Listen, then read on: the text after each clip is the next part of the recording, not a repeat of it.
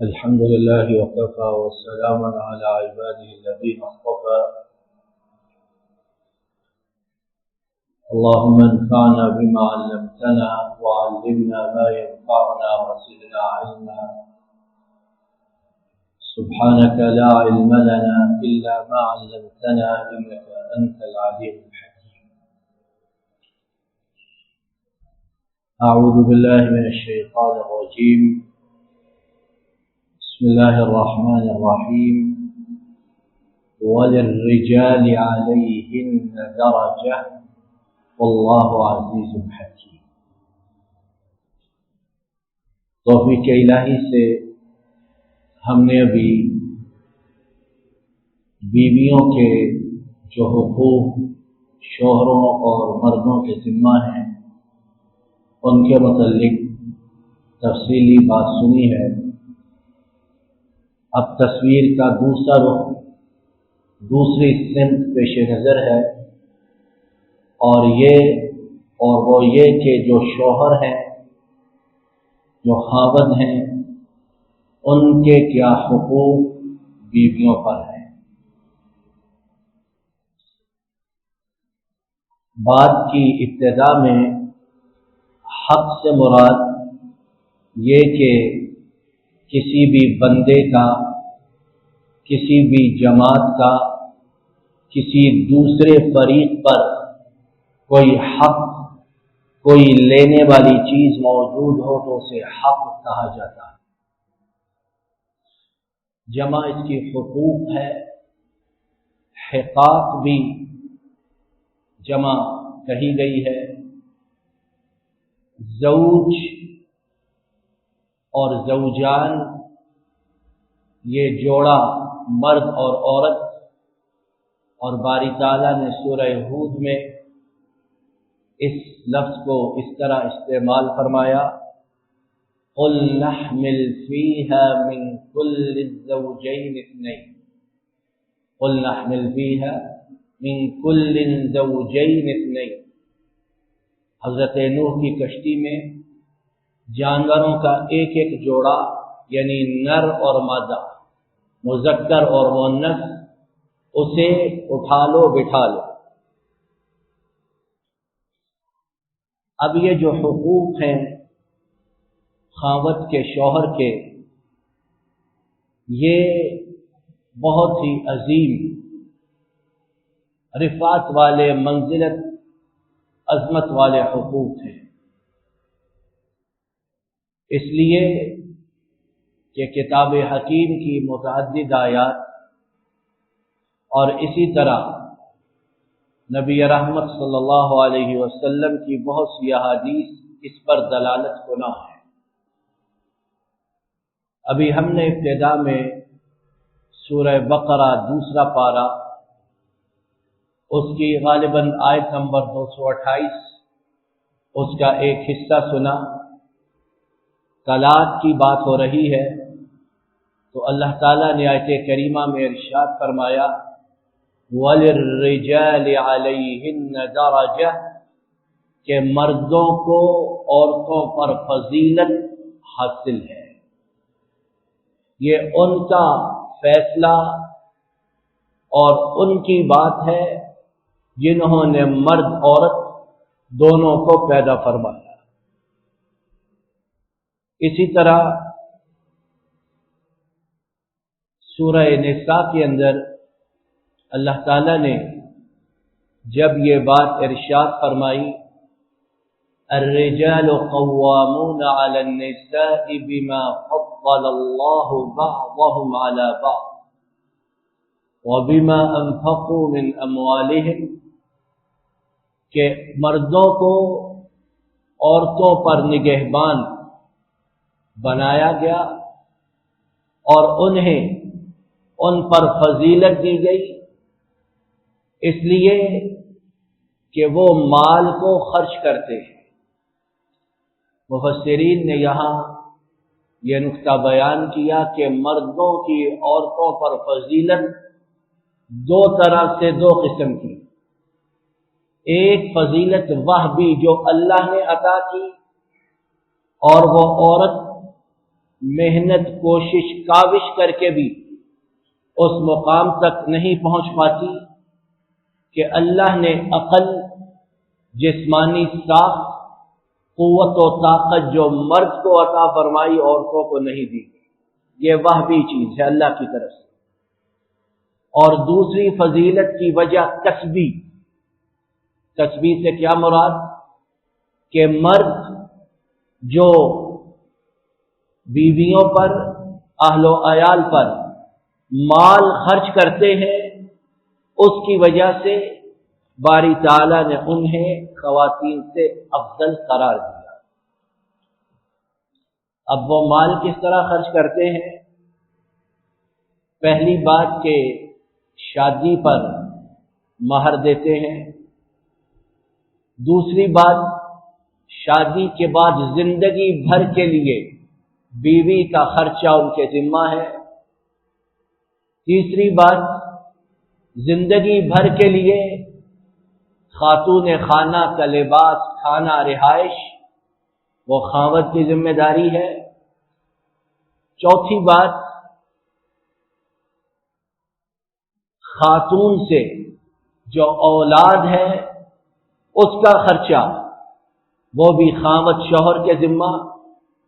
اگر طلاق دے دے اور پیٹ میں حمل موجود ہو تو جب تک بچہ پیدا نہ ہو جائے اس کا خرچہ شوہر کے ذمہ.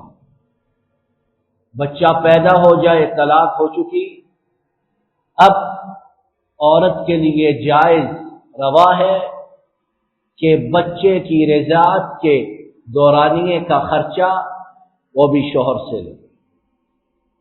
تو کتنی وجوہات، اسباب ہیں جن کی بنا پر باری تعالیٰ نے مردوں کو عورتوں پر، خاوندوں کو بیویوں پر فضیلت عطا فرمائی ہے. اس بارے میں نبی رحمت صلی اللہ علیہ وسلم ان کی دو احادیث سن کر بات کو آگے بڑھاتے ہیں. پہلی حدیث جسے امام احمد اور امام ترمذی نے حضرت ابو ہریرہ اور معاذ بن جبل رضی اللہ تعالی عنہما سے روایت کیا کہ جناب صلی اللہ علیہ وسلم نے فرمایا کہ اگر میں کسی کو سجدہ کرنے کا حکم دیتا تو خاتون خانہ بیوی کو یہ حکم دیتا کہ وہ اپنے شوہر کو سجدہ کرے. لیکن چونکہ ہماری شریعت میں، ہمارے دین میں ماں سوائے اللہ کے سجدہ حرام قرار دیا گیا، اس لیے آپ صلی اللہ علیہ وسلم نے یہ حکم نہیں دیا. دوسری حدیث پاک جسے حضرات ائمہ احمد ابن ماجہ اور دوسروں نے حضرت عبداللہ ابن ابی اوفا رضی اللہ عنہ سے روایت کیا کہ جناب صلی اللہ علیہ وسلم نے ارشاد فرمایا، اس ذات کی قسم جس کے ہاتھ میں محمد صلی اللہ علیہ وسلم کی جان ہے، خاتون بیوی اس وقت تک اپنے رب کا حق ادا نہیں کر سکتی ہے جب تک کہ وہ اپنے شوہر کے حقوق پورے نہیں کرتی ہے. اس وقت تک اپنے رب کا حق، رب کے حقوق ادا نہیں کر سکتی جب تک کہ شوہر کے حقوق پورے نہ کرے. اگر شوہر اسے بلائے کسی بھی بات کے لیے، خواہش کے لیے، تمنا کے لیے، تو وہ تندور پر بھی ہو تو اسے چاہیے کہ خامد کی آواز پر لبیک کہے. اور قرآن پاک میں سورہ یوسف کے اندر آیت نمبر 25 میں باری تعالی نے شوہر کو سید پکارا، وَأَلْفَيَا سَيِّدَهَا لَدَى الْبَابِ. جب یوسف اور عزیز مصر کی بیوی دونوں بھاگے دروازے کی طرف تو دروازے پر ان کی مٹ بھیڑ ہوئی किससे? सैयद। और मुफस्सिरीन ने बयान किया कि इससे मुराद अजीज मिस्र, उस खातून का शौहर जिसके यहाँ यूसुफ अलैहिस्सलाम मौजूद थे। तो सैयद पुकारा शौहर को, यानी सरदार, आका।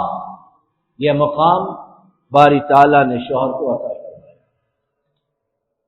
इन बातों को सुनने के बाद अब आइए उन चंद हुकूक को सुनते हैं जो ख़वातीन की जिम्मेदारी में कि वो शौहरों के लिए उन्हें अदा करें।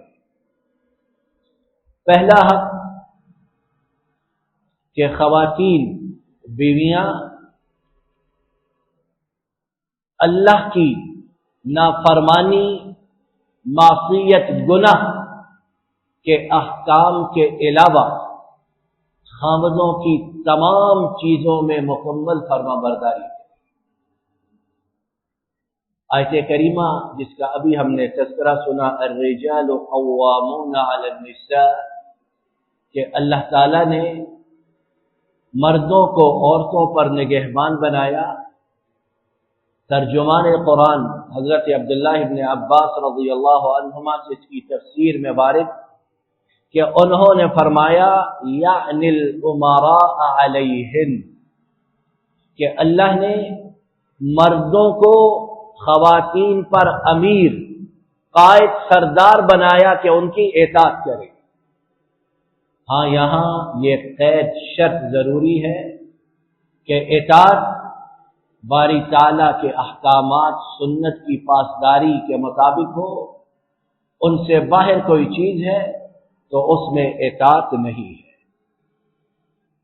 दूसरा हक जो मर्द का है और खातून को, बीवी को अदा करना है वो ये कि जब भी मर्द उसे बुलाए किसी भी जरूरत हाजत के लिए और कोई उज़्र माने न हो, उसकी ज़हनी, नफ्सियाती, जिस्मानी हालत ठीक हो, तो अगर वो इनकार करे तो सही बुखारी की हदीस के मुताबिक, जिसे हजरत अबू हुरैरा रज़ियल्लाहु अन्हु ने रिवायत किया कि उस पर फरिश्ते लानत करते रहते, उस खातून पर जो बगैर उज़्र के इनकार करे उस पर लानत होती है फरिश्तों की तरफ से। और यहां ये बात पेशे नजर रहे कि औरत उस वक़्त लानत के मुस्तहिक जब वो तमाम आज़ार, बीमारियों और अवाइद से पाक, ताहिर और मुतहहर हो। अगर कोई उज़्र माने हो, कोई रुकावट मौजूद हो, तो उस पर इस लानत का इतलाक नहीं होता है। तीसरा हक जो शौहर का, वो ये कि शौहर की इजाजत के बिना खातून खाना किसी को अपने घर में दाखिल होने की इजाजत न दे। अगर शौहर बीवी में समझी समझाई बात है कि घर में फला किस्म के लोग आ सकते हैं, जा सकते हैं, शौहर की तरफ से कोई ममानियात नहीं, काम वालियां हैं, बीवी के माँ बाप हैं, रिश्तेदार हैं, अगर एक समझी समझाई बात है फिर कोई इसमें रुकावट नहीं। लेकिन जैसे ही कोई अजनबी उसका दुखूल हो, उसने दाखिल होना हो, तो उसके लिए खावत शौहर की इजाजत जरूरी है। जैसा कि सही बुखारी की हदीस में, जिसे हजरत अबू हुरैरा रज़ियल्लाहु अन्हु ने रिवायत किया कि जनाब सल्लल्लाहु अलैहि वसल्लम ने फरमाया कि बीवी घर में दाखिल होने के लिए शौहर से इजाजत, किसी के दाखिल करने के लिए इजाजत तलब करे, उसकी इजाजत के बिना दाखिल न करे। चौथा हक जो शौहर का है और बीवी को अदा करना है, वो ये कि खावत शौहर की इजाजत के बिना बीवी घर से बाहर कदम न रखे,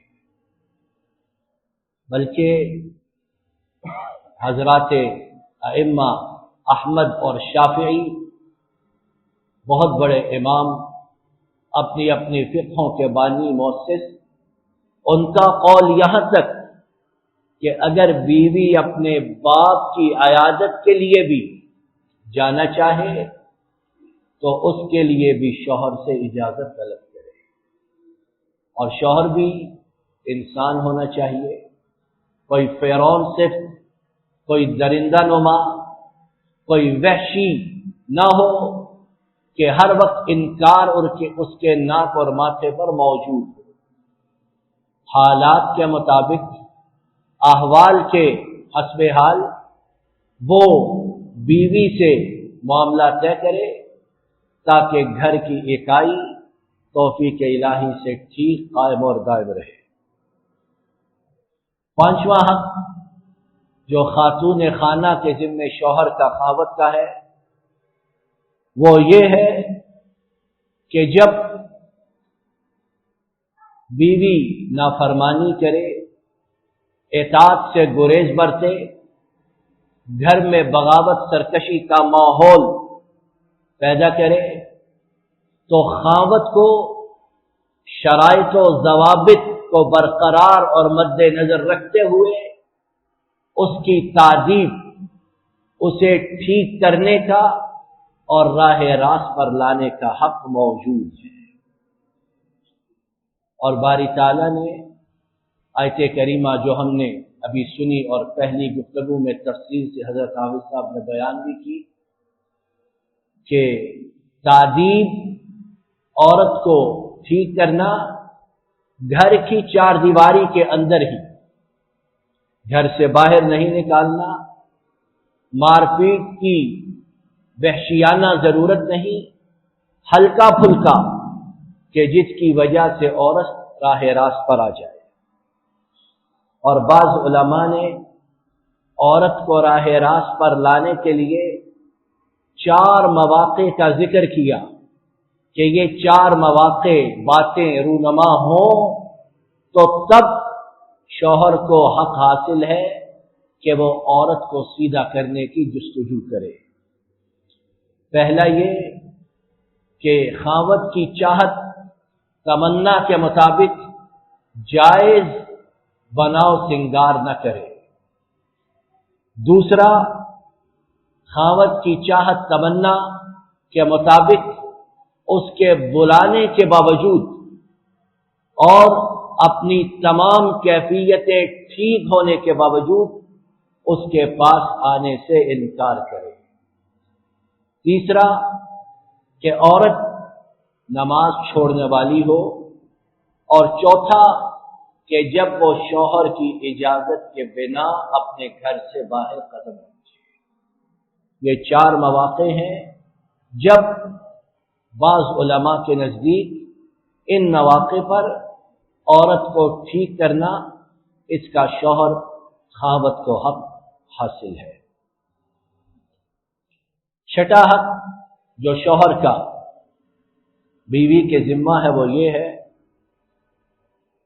کہ مقدور بھر، استطاعت بھر بیوی خاوند کی خدمت کرے۔ اب خاوند کو جب یہ حق ملا تو وہ شداد فرعون قارون یا ڈکٹیٹر نہ بن جائے اور بیوی کو باندی نوکرانی نہ سمجھنے لگے، بلکہ جائز جو معاشرے میں رسوم و رواج کے مطابق خدمت ہے وہ بیوی بجا لائے۔ اس بارے میں شیخ الاسلام ابن تیمیہ رحمہ اللہ ان کا قول ہے کہ ہر گھر میں، ہر بیوی اور خاوند میں خدمت کا معیار، میزان، کسوٹی، یہ فیصلہ کیس ٹو کیس ہوگا۔ ہر قسم کی خدمت ہر عورت بجا نہیں لا سکتی، اور ہر قسم کا خاوند بھی اس قابل نہیں ہوتا کہ اس کی خدمت بجا لائے۔ کیس ٹو کیس فیصلہ ہے۔ ایک کمزور جان، ناتواں بدن کی بیوی ہے، اب اس سے سخت مشقت والی خدمت طلب کی جائے تو یہ پرلے درجے کی حماقت ہے۔ ایک دیہات میں رہنے والی بیوی، اس سے اس طرح کی خدمت طلب کی جائے جس کا شہروں میں رواج ہے، اور اسی طرح برعکس، تو یہ حماقت اور نادانی ہے۔ کیس ٹو کیس فیصلہ ہوگا کہ بیوی کس قدر خدمت کی استطاعت رکھتی، طاقت رکھتی، اور خاوند کے لیے کس قدر خدمت کی کس مقدار میں ضرورت اور حاجت ہے۔ ساتواں حق جو بیوی کے ذمہ شوہر کا ہے کہ وہ اپنے بدن کی، اپنے شوہر کے مال کی اور اس کے تمام اعزاء و اقارب، ان کی عزت و ناموس کی حفاظت کرنے والی، اور نواں حق کہ وہ خاوند کے جو راز ہیں، اسرار ہیں، سیکرٹس ہیں، ان کو نوک زبان نہ لانے والی۔ اور اس بات کو باری تعالیٰ نے سورہ بقرہ کی اس آیت کریمہ میں بائیں الفاظ بیان فرمایا، ہن لباس لکم وانتم لباس لہن، وہ تمہارا لباس اور وہ تمہارا لباس۔ اب جب دونوں ایک دوسرے کا لباس ہے تو جب بھی کسی ایک کی بات لیک ہوگی، راز افشا ہوگا، تو لا محالہ دونوں ہی بے پردہ ہوں گے، دونوں ہی برہنہ ہوں گے۔ تو دونوں کے لیے یہ بات ضروری کہ ایک دوسرے کے تمام معاملات کی، رازوں کی، اسرار کی حفاظت کریں، حتیٰ کہ اپنے گھر والوں کے ساتھ، ماں باپ کے ساتھ، رشتہ داروں کے ساتھ انہیں افشا کرنے سے گریز برتیں، تاکہ گھر کے اندر کوئی خلل، نقص اور دراڑ نہ پیدا ہو سکے۔ اور اسی طرح سورہ روم کے اندر باری تعالیٰ نے اس 8ویں اور 9ویں حق کے متعلق جو ایک عام قاعدہ بیان فرمایا، وَمِنْ آيَاتِهِ أَنْ خَلَقَ لَكُم مِّنْ أَنفُسِكُمْ أَزْوَاجًا لِتَسْكُنُوا إِلَيْهَا وَجَعَلَ بَيْنَكُم مَّوَدَّةً وَرَحْمَةً۔ شادی کا مقصد، نکاح کے بندھن میں باندھے جانے کا مقصود ہی ہے کہ ایک دوسرے سے اطمینان و سکون حاصل ہو، راحت، کشادگی، فرحت میسر ہو، اور اگر ایک دوسرے کی باتوں کی حفاظت نہ ہو، رازوں اسرار انہیں سینے میں دفن نہ کیا جائے، تو بہت خدشہ کہ نکاح کا جو مقصود و مطلوب ہے، جو نتیجہ متوقع ہے کہ گھر اطمینان و سکون کا گہوارہ ہو، گھر فرحت و راحت کی آماجگاہ ہو، وہی چیز تہو بالا ہو کے رہ جائے۔ تو یہ 9 حقوق ہم نے اشارات کی زبانی سنے جو بیوی کے ذمہ خاوند کے ہیں۔ باری تعالیٰ اپنے فضل و کرم سے ان تمام چیزوں کو ہمیں سر کپاؤں اپنے پہ لاگو کرنے کی توفیق عطا فرمائے، اور اس بارے میں جو خلل، خامی، نقص، خرابی، کجی موجود ہے، اس سے ہم سب کو گریز کی توفیق سے نوازے۔